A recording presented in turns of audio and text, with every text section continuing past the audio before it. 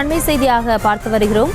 ஒப்புகை சீட்டுகளை 100% சரிபார்க்க கோரும் வழக்கு தொடர்பான தீர்ப்பானது ஒத்திவைக்கப்பட்டிருக்கிறது. இது தொடர்பான மேலும் விவரங்களோடு இணைகிறார் எமது செய்தியாளர் மதியழகன். மதியழகன், வணக்கம். மேலும் விவரம்.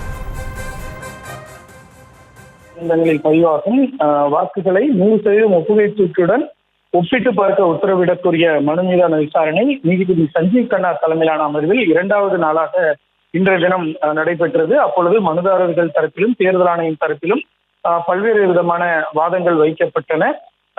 மனுதாரர் தரப்பு வாதத்தை பொறுத்த வரைக்கும் பல வெளிநாடுகள் வாக்குப்பதிவு இயந்திரத்தில் மாறி வாக்குச்சீட்டு முறைக்கு மாறிவிட்டன. அந்த நடைமுறையை மீண்டும் கொண்டு வர வேண்டும். மின்னணு வாக்குப்பதிவு இயந்திரத்தில் பதிவாகும் வாக்குகளுடன் ஒப்புகை சீட்டு இயந்திரத்தில் பதிவாகும் சீட்டுகளையும் ஒருமித்து 100% எண்ண வேண்டும். அதில் முரண்பாடுகள் இருந்தால் அது கவனிக்கப்பட வேண்டும், அந்த பிரச்சனை தீர்க்கப்பட வேண்டும் என்றும், எனவே 100% ஒப்புகை சீட்டை எண்ண வேண்டும் என்பதே தற்பொழுது மிகவும் அவசியம் என்றும் வாதிடப்பட்டது. மத்திய அரசை பொறுத்த வரைக்கும் ஏற்கனவே மின்னணு வாக்குப்பதிவு இயந்திரம் தொடர்பாக தெளிவுபடுத்தப்பட்ட பின்னரும் தொடர்ச்சியாக புதிய வடிவில் மனுக்கள் தாக்கல் செய்யப்படுவதாக தெரிவிக்கப்பட்டது.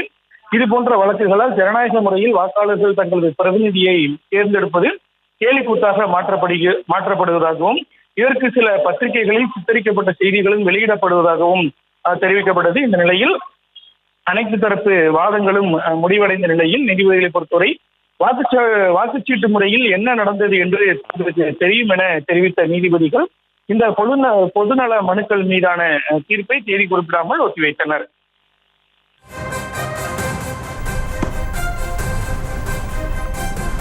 விவரங்களுக்கு நன்றி மதியழகன்.